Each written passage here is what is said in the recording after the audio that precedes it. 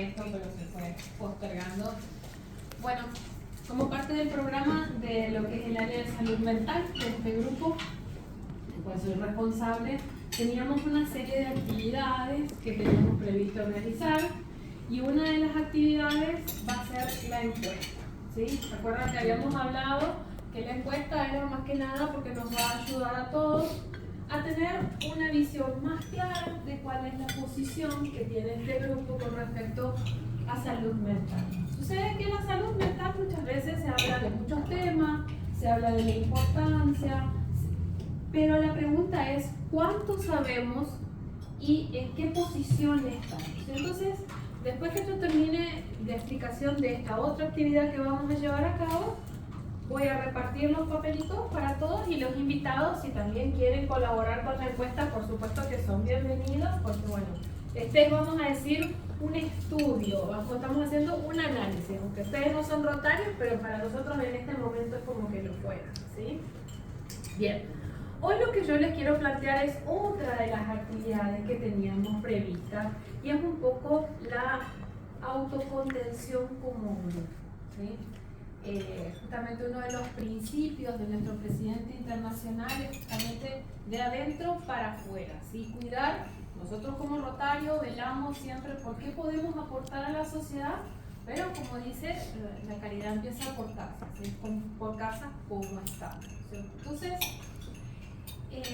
como una actividad integradora, como una actividad de soporte, lo que yo propuse y creo que a todos les fue gustando la idea porque fui preguntando es esta actividad, ¿sí?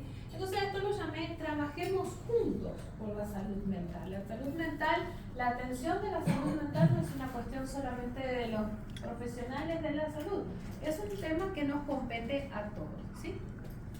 Bueno, no lo prendí, bien.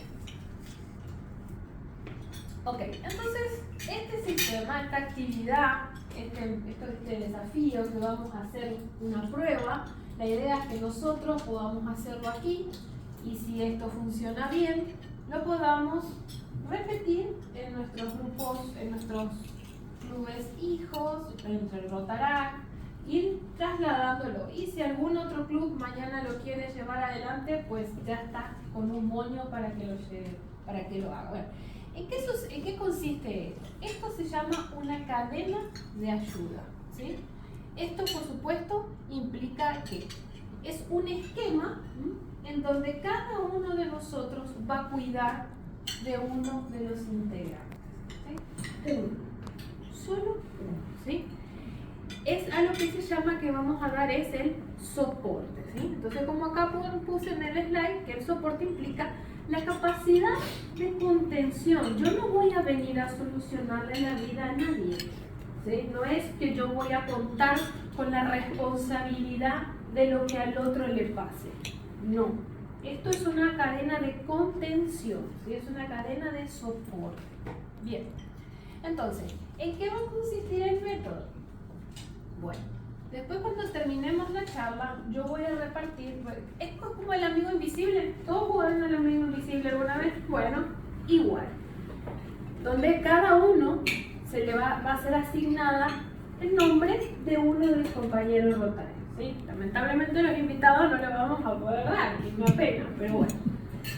Bien, entonces, quiero antes dejar en claro esto no es una imposición, esto es una actividad voluntaria, pero creo que como rotarios está en nuestro espíritu el ayudar, el colaborar, el dar de sí, ¿sí? Entonces creo que asumo que por lo menos todos tenemos ese tipo de compromiso y que todos dentro de nuestras limitaciones vamos a poder colaborar. Bien, entonces lo que técnicamente se llama esto, se llama atención primaria, ¿sí? Esto es lo que se llama atención primaria, un poco que algún día me gustaría compartirlo o hacer una capacitación, si a ustedes les interesa, lo que se llama y que es tan importante, los primeros auxilios psicológicos, ¿sí?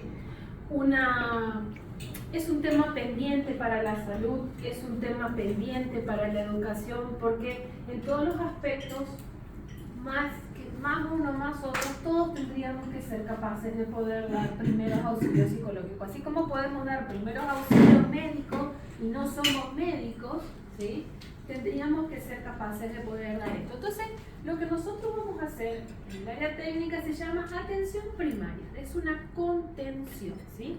No implica una regularidad, sino que implica un contacto, estoy acá para apoyarte, ¿sí? Los primeros auxilios psicológicos se dan en situaciones críticas. Acá no va a haber situaciones críticas, no hay que esperar la situación crítica. Simplemente es hacer el contacto para que, llegado el caso que se presente la situación crítica y ese compañero considere que necesita hablar con alguien, lo pueda hacer. Bueno. Ok, entonces, esto tiene dos fases, ¿sí? Hay dos estadios en lo que es la contención. La primera es una primera llamada, en donde se va a poder saber quién va a estar a cargo de llamar a quién, ¿sí? Como esto es anónimo, yo sé a quién voy a llamar, pero yo no sé quién me va a llamar a mí. Entonces, por supuesto, que la primera fase es el primer llamado, ¿sí? Nos saludamos, nos presentamos, decimos, bueno, acá estoy, yo soy el que voy a estar prestándote una oreja si es que lo necesitas, ¿sí? Y la fase 2 es, después de un tiempo, hecha la primera llamada, se hace una segunda llamada. Eso es lo básico. Si después cada uno quiere agregar algo, quiere ir a tomar un café porque surge, porque el compañero que me tocó tengo mucha afinidad, genial. Pero esto no implica un movimiento, esto implica solamente 2 llamadas. Eso es todo. Bien, pero vamos a poner un poquito las reglas de esto, qué es lo que se puede y qué es lo que no se puede, ¿sí? ¿Qué es lo que no vamos a hacer en la llamada, ¿sí? No vamos a prometer nada que no seamos capaces de cumplir. Y esto es una regla también que se aplica en los primeros auxilios psicológicos. Nunca, cuando yo doy contención, prometo algo que no voy a cumplir, ¿sí? No vamos a criticar, no estamos para criticar, no estamos para juzgar, no estamos para reprender, estamos para escuchar. Y de lo mismo no hago transferencia de lo que a mí me pasa. Yo en ese momento estoy en calidad de dar, no de recibir. Que nuestro compañero nos dice, no sabes lo que me pasó, discutí con mi pareja, ay, no me hables, y ahí yo largo todo lo que tengo de la noche. No es para eso, o sea, escucho, mirá, ¿tá? No vamos a solucionar los problemas. No me voy a ir a agarrar el auto y voy a intermediar un problema matrimonial. No estoy para eso, ni tampoco voy a intervenir, ¿sí? Simplemente, ¿qué es lo que sí voy a hacer? Bueno, voy a escuchar, ¿sí? Y si podemos aconsejar, genial. Si tenemos experiencia porque nos pasó algo, conocemos sobre el tema, tiramos el dato, ¿sí? Y si no podemos y nos encontramos porque puede pasar que está en un tema que no sabes nada, no sabes nunca, eventualmente podrías ayudar a buscar a otra ayuda. Por decir, mira, yo creo que en tal centro de salud atienden ese problema, yo creo que en tal banco hay una promoción. No intervengo, aconsejo, ¿sí? ¿Podemos compartir anécdotas? Sí, eso sí, siempre y cuando la anécdota colabore con la misión que tenemos, dar una palabra de aliento, esto siempre, por más terrible que sea lo que estemos escuchando, siempre hay la posibilidad de agregar, de sumar, ¿sí? Y levantar un poquito el ánimo del compañero. Esa es nuestra misión. Poco, mucho, ¿cuánto puede llevar esto? Bueno, eso es lo que vamos a ver ahora, ¿sí? ¿Qué cuestiones a tener en cuenta? Un poco la consideración de ambas partes, ¿sí? Que el que hace la llamada, ¿sí? Yo como el que hago la llamada, no llamen directamente. La persona justo en ese momento no sabía que la íbamos a llamar. Puede que no la encontremos en el mejor momento. Entonces, recomiendo que o una llamada cortita o un WhatsApp, ¿sí? Mira, hola, soy Carolina. Yo estoy en el Rotary. Yo voy a ser tu compañero para esta llamada. ¿te queda bien que te llame al mediodía? ¿Te queda bien que te llame a la tarde? ¿Sí? Porque la idea es que estemos los dos disponibles, porque no voy a estar llamando mientras estoy manejando o le estoy dando de comer al hijo. No, eso no, tenemos que dedicar un tiempo, ¿sí? Si vemos que el compañero que recibe la llamada, porque hay veces que hay gente que está más dispuesta a dar que a recibir, y hay gente que está más dispuesta a recibir que a dar, ¿sí?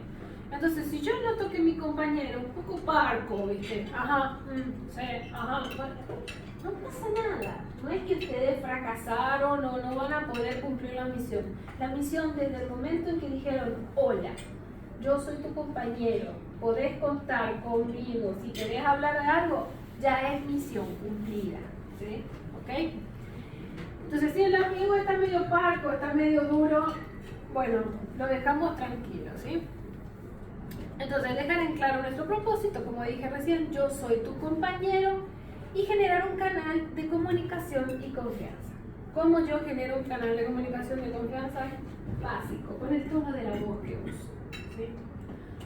No es lo mismo que yo llame y diga, hola, Delia, yo soy tu compañera, quiero decirte que cuando yo me río cuando hablo, que quiero decirte que podés contar conmigo si necesitas hablar conmigo.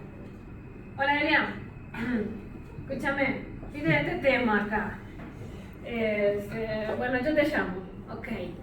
No es lo mismo, no me da la confianza. Es el tono de la voz, no hace falta lo que digas, ¿sí? Bien, cuidemos por favor, cuando hago la llamada, de que realmente nuestro receptor entienda que yo le estoy prestando atención. No que estoy llamando, espera, ya voy. Hola, sí, dije que te tenía que llamar.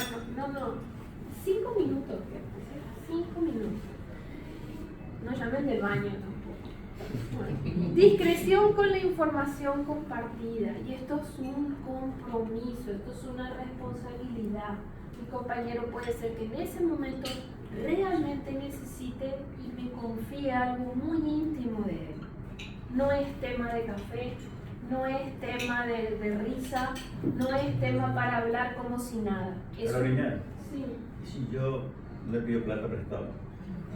Bueno, ahí va muy bien. Ahora vamos al otro, de quién recibe la llamada, ¿sí? Entonces, valorar la actitud del compañero, la predisposición que él está teniendo conmigo.